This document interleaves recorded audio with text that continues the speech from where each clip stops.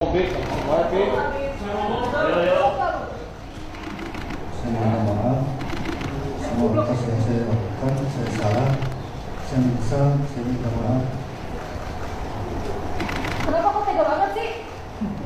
Gimana pikirannya? Coba dijelasin sekarang. Coba jelasin ngomong sekarang. Kenapa diem aja?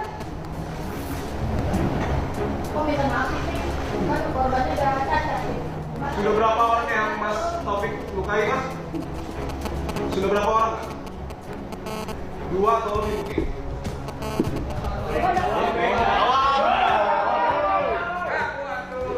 Silakan Mas. Suaranya.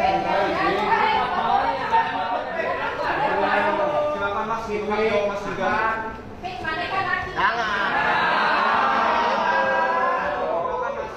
Jangan nangis. Berani sama cewek. Katanya jago. Katanya. Silakan dijawab Mas. Silakan Mas. Itu di mana, Pe? Nangis. Matanya Ya, Assalamualaikum warahmatullahi wabarakatuh. Saya selaku kakak dari adik saya dianiaya. Saya mengucapkan terima kasih kepada pihak Polda yang telah menangkap pelaku dan terima kasih kepada Pak KDM dan Pemkab Jabar yang telah membiayai semua sampai proses selesai. Dan Harapannya Kang terhadap pelaku ini apa? harapannya kalau saya dari saya pribadi untuk pelaku, saya nggak mau pelaku dihukum mati.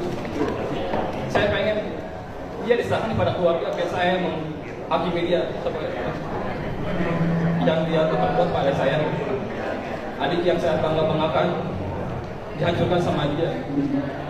Saya nggak masalah dari pihak Polda menuntut 1-2 tahun. Yang penting bisa diserahkan pada keluarga 1 atau 2 tahun juga. Selama adik saya disekap sama dia. Tadi ada permintaan maaf yang disampaikan oleh Taufik Hidayat.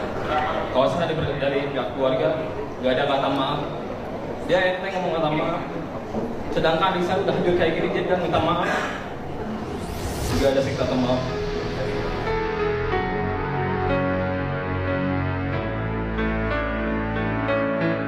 Tadi ada permintaan maaf yang disampaikan oleh Taufik Hidayat. Kalau saya dari pihak keluarga, nggak ada kata maaf. Dia enteng ngomong kata maaf. Sedangkan adik saya udah hancur kayak gini, dia bilang minta maaf. Nggak ada kata maaf bagi saya. Saya juga sebagai orang tuanya, nggak ada kata yang minta maaf biasa anaknya ya. Saya dendam selama sampai waktu saya dendam sama. Saya nggak mau anak saya dari hal seperti itu. Sakit, lebih sakit dari anak saya. Ya minta dihukum seberat-beratnya. Kita akan melakukan hukuman seberat-beratnya, memaksimalkan. Ada beberapa 4 pasal dan kami lapis lagi dengan pasal residivis untuk lebih memperberat lagi dan kami pasangkan dengan kumulatif. Jadi nanti dikumpulkan semua itu hukuman pasal 1 dan pasal berikutnya sehingga mendapat dikumpulkan. Ada info terbaru. Polisi periksa Pak Dadang sebagai saksi dalam kasus yang menjerat Taufik Hidayat. Pria terkejam di tahun 2026. Dan Pak Dadang mencoba memberitahu keberadaannya. Dan itu hanya karena Pak Dadang memberitahu setelah setelah KDM mengadakan sayembara. Nah, di situ banyak nih netizen yang mikir, kenapa Pak Dadang juga nggak mau kan ketemu sama KDM sampai nggak jadi juga dibatalin ketemu sama KDM-nya bla bla bla bla. Ini sangkut pautkan ke situ. Nah, Pak Dadang sekarang jadi saksi. Serba salah ya. Dibantuin salah, nggak dibantuin salah. Nah inilah hukum di Indonesia.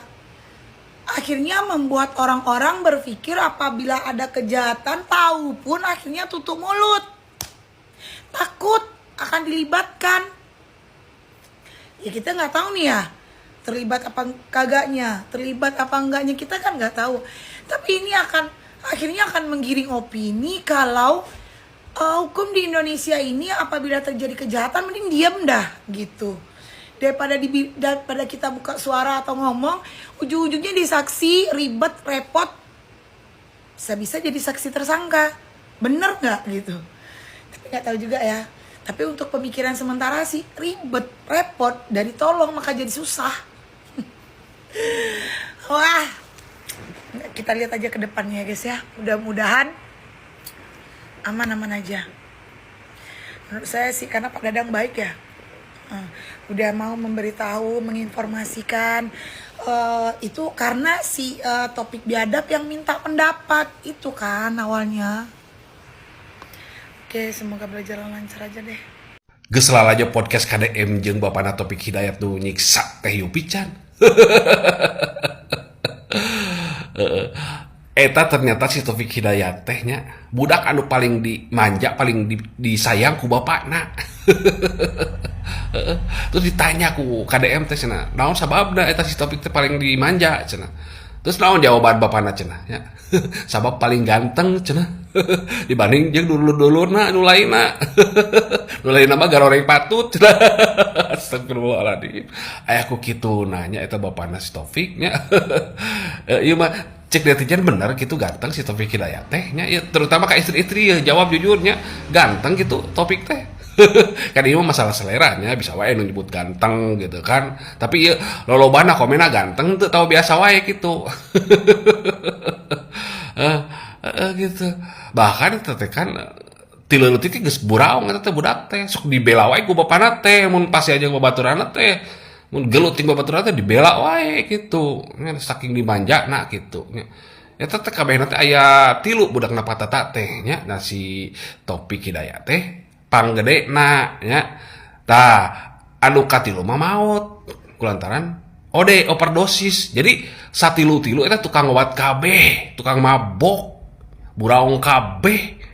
Astagfirullahaladzim ya Allah. Bahkan sampai indungna si Taufik itu depresi, stres disampaikan maut. Nah, innalillahi wa inna ilaihi rajiun ya. Gitu. Keur kemah kahirupana kawas kitunya masih di bawah layak gitunya. Bapana teh kan ukur kuli gitunya. Gitu. Dari budakna kali itu kabeh. Ya Allah, gitu kan. Imahna wae ge kan menang bantuan ti pamarentah eta ngarenov nya. Tapi eta mantan pemajikan si Taufik Hidayat itu gelis giniannya. Bisaan gitu nama gitunya. Pokoknya nama eta mah keluarga rungkad we lah nya. Jadi salah didikan ya, terlalu ngamajatin jadi we gitu. Setelah Taufik Hidayat ini ditangkap oleh polisi, banyak yang mempertanyakan uang Deddy Mulyadi yang 250 juta. Apakah itu untuk polisi atau yang memberi petunjuk? Kalau untuk polisi itu jangan dan tidak boleh, karena itu adalah tugas dan kewenangan teman-teman kepolisian selaku petugas yang berwenang. Nanti bahaya, ada risiko hukum. Kalau saran saya kepada Pak Deddy Mulyadi, Gubernur Jawa Barat, lebih baik uang Pak Deddy ini diberikan kepada korban untuk biaya, untuk keluarganya, dan lain-lain.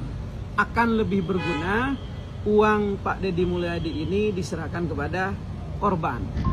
Akhirnya Baraya, pelarian Taufik Hidayat berakhir di Majalaya, Kabupaten Bandung setelah sempat menjadi buronan dalam kasus dugaan penyekapan penganiayaan terhadap seorang perempuan di Kabupaten Bandung atau daerah Cileunyi. Taufik Hidayat akhirnya diamankan aparat kepolisian Polda Jabar di Majalaya. Nah, peristiwa ini menjadi perhatian publik karena kasusnya telah viral di seluruh Indonesia dan memicu kecaman yang sangat luas. Menariknya, sebelum diamankan, Taufik Hidayat diketahui sempat menghubungi mantan atasannya, yaitu Dadang Asyar Ismail, untuk meminta nasihat. Sang mantan atasan kemudian membujuknya agar tidak terus melarikan diri dan segera menyerahkan agar bersikap kooperatif dengan menyerahkan diri kepada polisi. Nah, setelah berkoordinasi dengan pihak kepolisian, Taufik datang dan proses pengamanan pun dilakukan tanpa perlawanan. Kini proses hukum akan menjadi penentu mengungkap seluruh fakta di balik kasus ini. Masyarakat berharap penyidikan dilakukan secara profesional, transparan, dan memberikan keadilan bagi korban sesuai dengan ketentuan hukum yang berlaku.